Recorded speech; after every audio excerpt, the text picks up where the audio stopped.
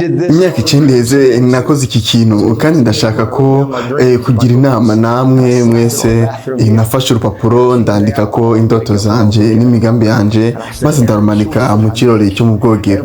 Buri munsi narabyuka nkaraba kuri go maze nkavuga ati buri hitamo ryanje buri ngingo nagiye mfata ngomba kuyibaza ati ese wangingo we waje guhindura indoto zanje kuzigira impamo cyangwa se ugiye kuzisenya burundu. Iyo hitamo nafata ryaba ritamfasha nararireka, ariko iyo ryaba rifasha nararyemera nkarikomeza.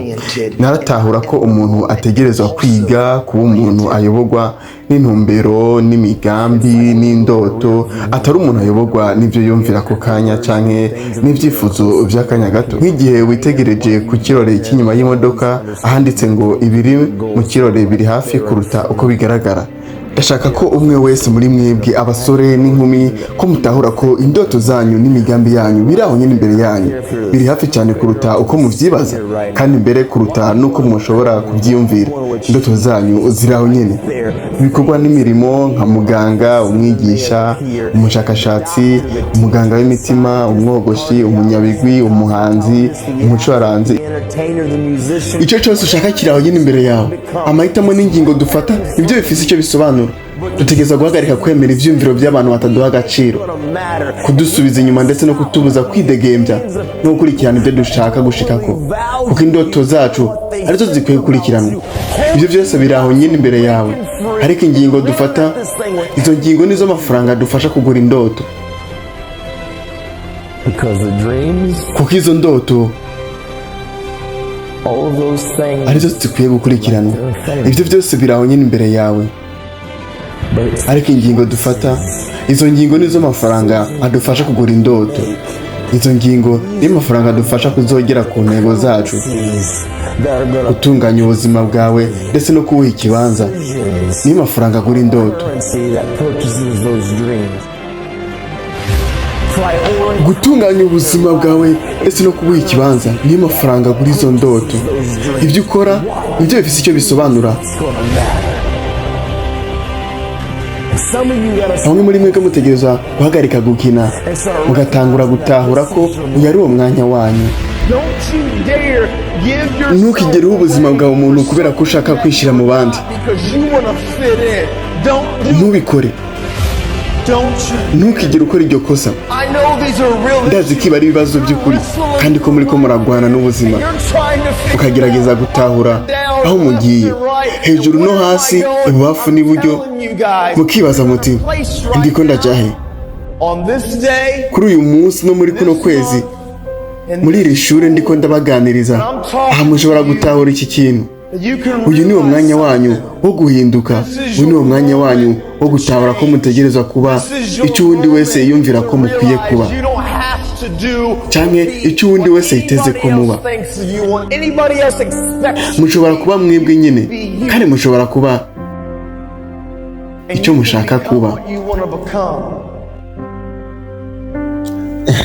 Indoto bamwe muri mwebwe mufise zishobora kuboneka nk'ikirekire kurusha ubuzima bwabo. Ni byiza, nibyo nyine nshaka ko mukurikira. Ntimukareke ubwoba bwo gutsindwa, ntimukareke ubwoba bwo gushaka kuba intungane bufata bukabasubiza inyuma.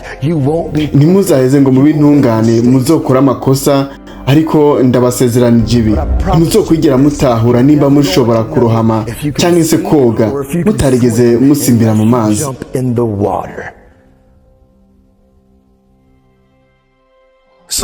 Bamwe bavuga ko ikintu runaka kidashoboka, ariko ntibigeze bakoresha ububasha n'ubushake bwabo. Ushobora gukora icyo abandi bose bariko barakora, ugaca wiyumvira ko uzokora ikintu gikomeye. Utegereza gukora ikintu gitandukanye, utegereza gukora ikintu kirenze ibyo abandi basanzwe bakora. Inyumviriza neza. Utegereza kugitekerezaho igihe cyose, utegereza kugitekerezaho n'igihe uri kurasinzira, utegereza kukigumamwo, utegereza kugihumekeramo igihe cyose, kandi utegereza kukibamo mu byiyumviro byawe igihe cyose. Ariko ubu si wo mwanya wo guheba, ubu si wo mwanya wo kwicara ukarekura.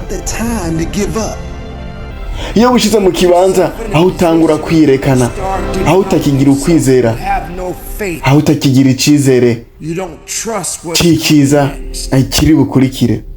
Ariko nta kintu na kimwe gishobora kuva muri ibyo byose iyo udafise ukwizera n'ubushobozi bwo kubandanya ujya imbere. Ikidashoboka n'igishoboka bitandukanywa n'ubushake. Abantu benshi bashoboye kurangura ibintu bagiye biyemeza n'abantu barafise ubushake kandi barabigezeko. Benshi muri twebwe twibanda cyane ku bintu tukavuga ngo biragoye, ngo iyo ibintu bigoye cyane, iyo biteye ubwoba, iyo bigoranye ntabwo dushobora kubikora.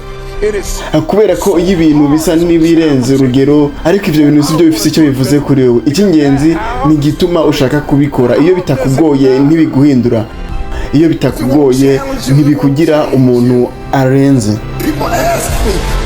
Abantu barambaza ati wo kwemera kwigira utari we kugira ngo utsinde. Nyumviriza neza, abantu barabyitiranye. Si ikibazo cyo kumenya niba gutsinda kuguhindura. Ugomba kubanza guhinduka wowe ubwawe kugira ngo utsinde. Iyo ushaka ko udashobora kuba igishoboka kuri wewe, utegereza kwizera, nta gusubira kurindira ndetse no kubishaka byonyine. Nta gusubira kugaya, nta gusubira kwitwaza imvo, nta gusubira kwemera ibisanzwe bidateye imbere. Reka kugaya mama wawe, reka kugaya papa wawe, reka kugaya aho ubarizwa, reka kugaya umugabo wawe, reka kugaya umugore wawe, reka kugaya abantu bawe. Tangura gukora cyane, kandi itandukaniro riri hagati y'abatsindwa n'abashika ku ntsinzi ni uko uwashitse ku ntsinzi ari we yari yemeye kugerageza inshuro imwe yonyine. Utegereza gutahura ko uri umuntu wihariye kandi ko ufise muri wewe byose ukeneye. Utegereza kugenda ubunyene ugasanga icyuro cyawe ukakibwira ati inshobozi cyawe urakifata nk'ikidashoboka kuba igishoboka kukwizera.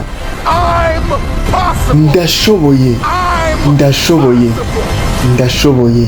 I am possible.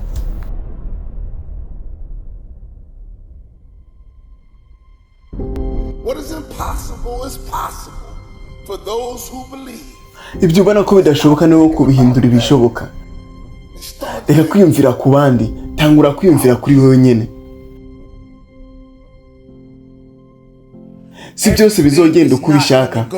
Utegereza gutahura ko ingorane zitegerezwa no kuza. You have to understand that the struggle must happen. Intege nke zizokwereka Weakness will come. kandi byose uri kuracamo ubu buzima bwawe buri ko burakwigisha aho kukumenagura.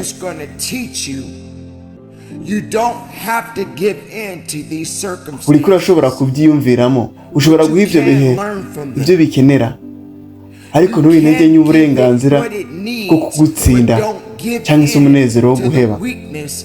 Nta kintu na kimwe gishobora kuva mu guheba, ntacyo ushobora gushika ko iyo ugumye mu mubabaro, ahubwo urondera kwizuza, ahubwo urondera kuzura inzira yo kuba nyinshi kuruta uko uno munsi. Hindura ibidashoboka ubigira ibishoboka. Bifata igihe kingana iki kugira ngo usubize, kugira ngo wigarukire wewe ubwawe, ugaruke ku bikorwa byawe, ugaruke ku ndoto zawe. Ibikorwa bituma ingorane zibaho, none ingorane zeruka kuza waciye uheba. Igihe ingorane zeruka kuza waciye uterera hagati mu ryinyo. Wagerageje kwizera abandi bose ariko waribeshye wowe ubwawe. Igihe kirekire wagiye urarira, igihe kirekire warababaye, igihe kirekire warababajwe, igihe kirekire wagiye uhura n'ibibazo bitandukanye kubera ingaruka y'ukuntu wagiye wiyima ibyishimo. Igihe wemeye ukuri ugahindura ibintu, ugatahura ko uko ubona ibintu bitari uko bimeze. Ariko ubu raba byakubereye pasiporo yawe, raba byakubereye indege yawe. Utegereza kugira umutima ukomeye ndetse no kwihangana kugira ngo ugende utera imbere. Utegereza gutangura kwitwararika ibyumviro byawe, utegereza gutangura kwitwararika ibyumviro byawe, utegereza gutangura kwitwararika amarangamutima yawe. Ugomba gutangura guheba itiro uburyo bwawe bwa kera bwo gukora ndetse n'uburyo bwawe bwa kera bwo kubaho. Wa muntu wa kera kugira ngo ushobore kuba umuntu mushasha, utegereza kugira ibyo uheba. Nimba ushaka ko ibidashoboka bibe bishoboka muri wewe, utegereza gukora witanga, utegereza kwizera ko hari ibindi bikorwa byinshi utegereza gukora umunsi ku munsi.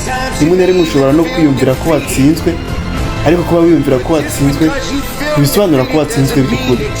Ushobora kuba warushe cyane ariko nturi watsinzwe. kandi ufise ubushake bwo kubandanya. Ubu butumwa n'ubw'abantu bose, uwo ari wese afise umutima ukomeye uhagije wo kwizera ko yavukiye kugira ngo ahindure ibintu, kuko yavukiye gukora amateka, nase kuba umuntu asanzwe, ntashira kure kuba ubusanzwe. Navukiye gusiga ikimenyetso, ikidashoboka kirashoboka.